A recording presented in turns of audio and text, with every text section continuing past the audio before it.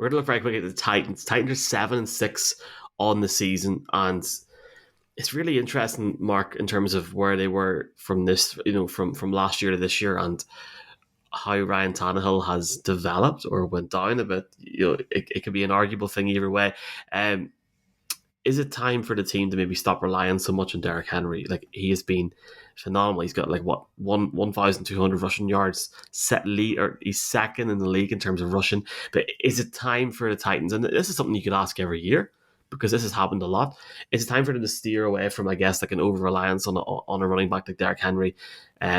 It's really not helping them in terms of the passing game. And at the end of the day, they need to have both working well to do well down the stretch in January.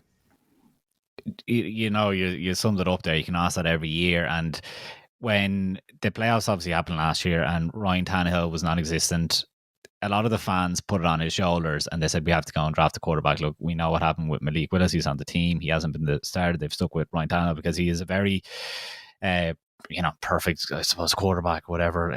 He's just a system guy that has worked for them. But at the end of the day, it's not working anymore. And why you could say that it's not working is because AJ Brown was gotten rid of. And I suppose we wanted to talk Titans because they will be going to the playoffs. They have a 3-game lead in that division, but they're also on a 3-game losing streak as we're heading down the stretch here. So when they got rid of AJ Brown, they did get Traylon Burks, who has looked fantastic when he's been in the game, but over the weekend he was out, and then they only have Derrick Henry to go with. So it is a problem that they don't have more weapons, but it was a problem that we've said has existed for the last number of years. We can see how hot AJ Brown is in Philadelphia. Michaela will talk all day about how good he is. So I think for me, it's quite a toxic fan base when you look on Twitter. I don't know any bad Irish Titans fans, so there's no shot being taken then. But they can be toxic within themselves, whether it's AJ Brown getting or being gotten rid of, or whether it's talking about Ryan Tannehill. But all of the problems that we admitted and they admitted last offseason is coming back to bite them now. They were able to gloss over them in the last number of years, partly because Vrabel was able to coach up a good defense. But you see the other day, they have 3 defensive starters missing, and interceptions are falling through their hands.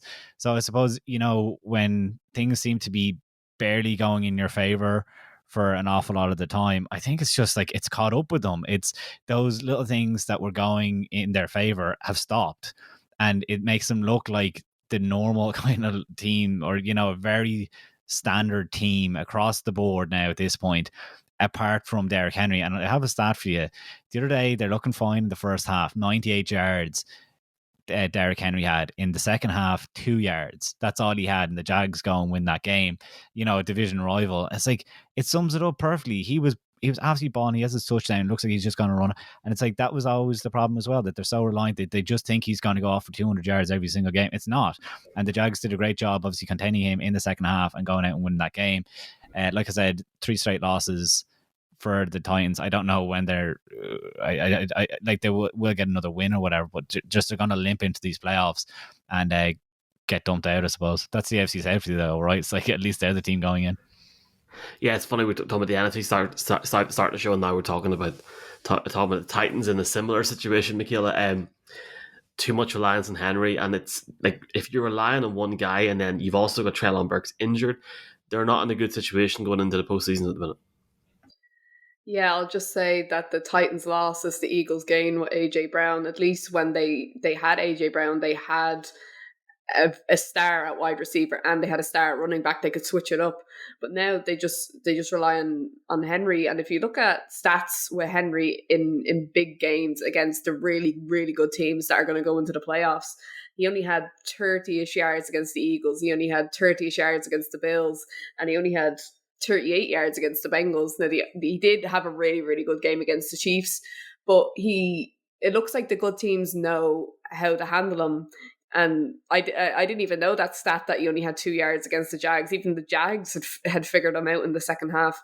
But they definitely rely too much on him. They need to start mixing it up a bit and kind of throwing curveballs to the offense, because if they get into the play, they're going to make the playoffs. But when they get in there, they're going to be playing really good teams. And like I just said, the really good teams seem to know how to stop the run. But they I think they should rely on Tannehill a little bit more. Like they want to see if this guy is going to be their franchise quarterback for the next few years. They need to see if he can step up and throw the ball to his receivers and stuff like that when the run game isn't working. So they're definitely relying too much on Henry, and I think now is the time to kind of get some throws in there, and well, that's going to be hard with their wide receiver injured now. They only really have Robert Woods, but definitely relying too much on Henry. And what happens if he goes out injured? Then they're completely snookered. The writing was on the wall for that team with the tight ends. Johnny Smith and that went a couple of years ago. Yeah. But to finish up this whole segment, Michael, I will tell you that they're 7-6 at the moment. They have the Chargers and Cowboys coming down that you'd figure they lose to, so they have to beat both the Texans and Jags. Jags obviously just beat them on the weekend to go into the playoffs with a winning record. Interesting. I'm sure it'll not be the last time we talk about the Titans down the stretch here.